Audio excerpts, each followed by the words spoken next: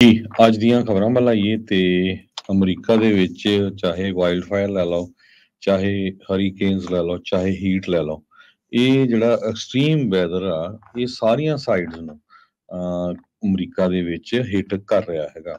Climate scientist ਕਹਿੰਦੇ ਆ ਵੀ global warming ਦਾ ਜੋ ਰਿਸਕ ਆ ਉਹ ਬਹੁਤ ਜ਼ਿਆਦਾ ਇਨਕਰੀਜ਼ ਹੋ ਰਿਹਾ ਹੈਗਾ ਤੇ ਜਿਹਦੇ ਕਰਕੇ ਡੈਡਲੀ ਇਵੈਂਟਸ ਹੋ ਰਹੀਆਂ। ਡੈਡਲੀ ਇਵੈਂਟਸ ਤੁਸੀਂ ਦੇਖਿਆ ਆ ਵੀ ਫਲੱਡਿੰਗ ਕਿੱਦਾਂ ਹੁੰਦੀ ਆ, ਅੱਗ ਕਿੱਦਾਂ ਲੱਗਦੀ ਆ, ਹਵਾਈ 'ਚ ਵੀ ਦੇਖਿਆ ਅੱਗ ਨੂੰ ਲੈ ਕੇ ਫਲੱਡਿੰਗ। ਤੇ ਇਹਦਾ ਜਿਹੜਾ ਆ ਇਮੀਡੀਏਟਲੀ ਸੋ ਪੂਰੀ ਹਿਊਮੈਨਿਟੀ ਨੂੰ ਇਹਦੇ ਉੱਤੇ ਕੰਮ ਕਰਨਾ ਪੈਣਾ, ਇਕੱਲਾ ਅਮਰੀਕਾ ਨਹੀਂ ਹੈ, ਪੂਰੀ ਦੁਨੀਆ ਨੂੰ ਇਹਦੇ ਉੱਤੇ ਕੰਮ ਕਰਨਾ ਪਊਗਾ। ਸਾਊਥ ਵੈਸਟਰਨ USA ਦੇ ਵਿੱਚ ਪਿਛਲੇ ਦਿਨਾਂ ਦੇ ਦੌਰਾਨ ਰੈਕਡ ਰੇਨਫਾਲ ਹੋਈ ਹੈਗੀ ਆ ਤੇ ਬਹੁਤ ਜ਼ਿਆਦਾ ਫਲੱਡਿੰਗ ਵੀ ਹੋਈ ਹੈਗੀ ਆ। ਕੈਟਾਸਟ੍ਰੋਫਿਕ ਵਾਈਲਡ ਫਾਇਰਸ ਆਪਾਂ ਨੂੰ ਪਤਾ ਹੀ ਆ, ਹਵਾਈ ਦਾ ਜਿਹੜਾ ਆਈਲੈਂਡ ਆਫ ਮੌਈ ਆ ਉਹਨੂੰ ਪੂਰੀ ਤਰ੍ਹਾਂ ਤਬਾਹ ਕਰ ਦਿੱਤਾ ਗਿਆ ਹੈਗਾ। ਸੋ ਇਹਦੇ ਕਰਕੇ ਹੁਣ ਬਹੁਤ ਸਿਚੁਏਸ਼ਨ ਜਿਹੜੀ ਆ ਬੈਡ ਬਣੀ ਹੋਈ ਹੈਗੀ ਆ।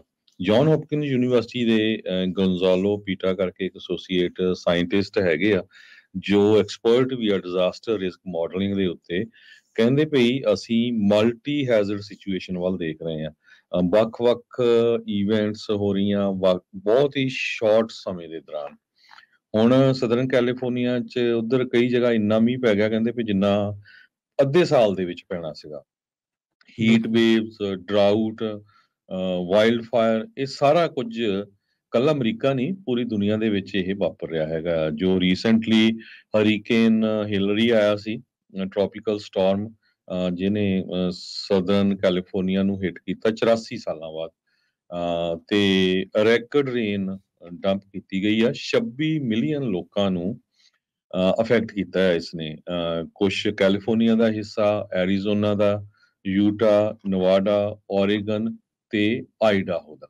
ਸੋ ਇਸੇ ਤਰ੍ਹਾਂ ਇੱਕ ਟ੍ਰੋਪੀਕਲ ਸਟਾਰਮ ਫ੍ਰੈਂਕਲਿਨ ਉਹ ਵੀ ਆ ਰਿਹਾ ਹੈਗਾ। ਉਹ ਜੋ ਆ ਡੋਮਿਨਿਕਨ ਰਿਪਬਲਿਕ ਤੇ ਹੇਤੀ ਜੋ ਮੁਲਕ ਆ ਉੱਥੇ ਹਿੱਟ ਕਰੂਗਾ।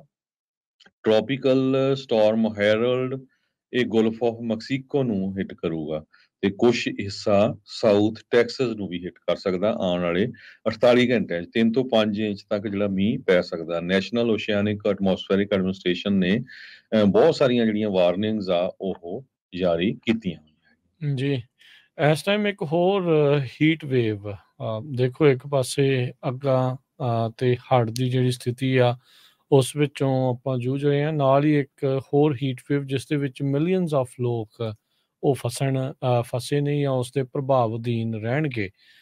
ਕਲਾਈਮੇਟ ਚੇਂਜ ਨੂੰ ਹੁਣ ਕੋਈ ਮੰਨੇ ਨਾ ਮੰਨੇ ਪਰ ਇਹ ਰਿਐਲਿਟੀ ਆ। ਇਹਦੇ ਜਿਹੜੇ ਅਸਰ ਆ ਉਹ ਆਪਾਂ ਨੂੰ ਨਜ਼ਰ ਆ ਰਹੇ ਨੇ। 84 ਸਾਲਾਂ ਬਾਅਦ ਪਹਿਲੀ ਵਾਰੀ ਕੋਈ ਸਟੋਰਮ ਇੱਦਾਂ ਦਾ ਆਪਾਂ ਸਦਰਨ ਕੈਲੀਫੋਰਨੀਆ ਦੇ ਵਿੱਚ ਦੇਖਿਆ ਹੈਗਾ ਆ।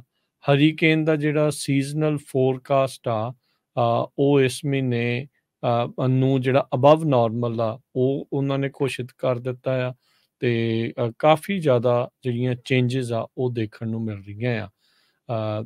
ਜਿਹੜੇ ਕਈ ਮੀਟਰੀਓਲੋਜਿਸਟ ਆ ਉਹ ਕਹਿ ਰਹੇ ਵੀ ਅਸੀਂ ਸੋਚਿਆ ਵੀ ਅਸੀਂ ਸਭ ਕੁਛ ਦੇਖ ਚੁੱਕੇ ਹੈਗੇ ਆ, ਪਰ ਕਈ ਥਾਵਾਂ ਦੇ ਉੱਤੇ heat index Harjot Singh ji 143 degree ਤੱਕ ਜਿਹੜਾ ਉਹ ਜਾ ਪਹੁੰਚਿਆ ਹੈਗਾ ਆ। ਸੋ ਜਸਟ ਇਮੈਜਿਨ ਵੀ 143 ਡਿਗਰੀ ਦੇ ਵਿੱਚ ਜੀਣਾ ਅਸੰਭਵ ਆ। ਇਹ ਇੱਦਾਂ ਦੀ ਜਿਹੜੀ ਸਥਿਤੀ ਆ ਉਹ ਹੋਊਗੀ। 90 ਮਿਲੀਅਨ ਲੋਕ ਮਿਡ ਵੈਸਟ ਤੋਂ ਲੈ ਕੇ ਸਾਊਥ ਈਸਟ ਤੱਕ ਇਹ ਸਾਰੇ ਆਉਂਦੇ ਦਿਨਾਂ ਦੇ ਵਿੱਚ ਇਹ ਹੀਟ ਅਲਰਟਸ ਦੇ ਅਧੀਨ ਰਹਿਣਗੇ। ਇਹ ਹੀਟ ਦੇ ਨਾਲ ਨਾਲ ਤੇਜ਼ ਹਵਾਵਾਂ ਟੈਕਸਸ, ਲੂਜ਼ੀਆਨਾ ਦੇ ਵਿੱਚ ਇੱਕ ਵਾਰੀ ਫਿਰ ਵਾਈਲਡ ਫਾਇਰਸ ਆ ਉਸ ਦੇ ਉੱਤੇ ਜਿਹੜਾ ਅਸਰ ਆ ਉਹ ਪਾ ਸਕਦੀਆਂ। ਨਾਰਥ ਅਮਰੀਕਾ ਦੇ ਵਿੱਚ ਹੁਣ ਦੋ ਜਿਹੜੇ ਸਭ ਤੋਂ ਪੋਲਿਊਟਿਡ ਸ਼ਹਿਰਾਂ ਦੇ ਵਿੱਚੋਂ ਵੈਸਟ ਕੋਸਟ ਦੇ ਉੱਤੇ ਦੇਖੇ ਜਾ ਰਹੇ ਆ, ਸਿਆਟਲ 188 ਤੇ ਪੋਰਟਲੈਂਡ 168। ਇਹਨਾਂ ਦੀ ਜਿਹੜੀ ਇਸ ਟਾਈਮ ਰੈਂਕਿੰਗ IQ 에ਅਰ ਦੇ ਮੁਤਾਬਕ ਟੌਪ 3 ਦੇ ਵਿੱਚ ਦੋ ਸ਼ਹਿਰ ਆ। ਦੂਜੇ ਨੰਬਰ ਤੇ ਦੋਹਾ ਤੇ ਚੌਥੇ ਨੰਬਰ ਤੇ ਲਾਹੌਰ ਪਾਕਿਸਤਾਨ ਜਿਹੜਾ ਆ ਇਹ ਪੋਲਿਊਸ਼ਨ ਦੇ ਮਾਮਲੇ ਵਿੱਚ ਦੇਖਿਆ ਜਾ ਰਿਹਾ ਹੈਗਾ ਆ। ਸੋ ਕੈਨੇਡਾ ਦੇ ਵਿੱਚ ਆਪਣੇ ਗੁਆਂਢੀ ਮੁਲਕ ਦੇ ਵਿੱਚ ਅੱਗਾਂ ਨੇ ਜਿਹੜੀ ਆ ਉਹ ਧੂ ਕੱਢਿਆ ਪਿਆ ਆ। ਸਭ ਨੂੰ ਹੀ ਪਤਾ ਹੈ ਵੀ ਕੀ ਜਿਹੜੀ ਸਥਿਤੀ ਇਸ ਟਾਈਮ ਉੱਧਰ ਬਣੀ ਪਈ ਆ। ਸੋ ਹੋਪਫੁਲੀ ਆਉਣ ਵਾਲੇ ਸਮੇਂ ਦੇ ਵਿੱਚ ਕੁਛ ਬਦਲਾਵ ਆਪਾਂ ਨੂੰ ਵੀ ਕਰਨਾ ਪੈਣਾ ਆ, ਪੋਲੀਟੀਸ਼ੀਅਨਸ ਨੂੰ ਵੀ ਕਰਨਾ ਪੈਣਾ ਤੇ ਦੁਨੀਆ ਭਰ ਦੇ ਵਿੱਚ ਇਸ ਬਦਲਾਵ ਦੀ ਬਹੁਤ ਜ਼ਿਆਦਾ ਤੁਰੰਤ ਜ਼ਰੂਰਤ ਆ। ਨਹੀਂ ਤਾਂ ਲੱਗਦਾ ਨਹੀਂ ਵੀ ਆਉਣ ਵਾਲੀਆਂ ਪੀੜ੍ਹੀਆਂ ਇਸ ਧਰਤੀ ਦਾ ਕੋਈ ਵਧੀਆ ਆਨੰਦ ਮਾਣ ਸਕਣ।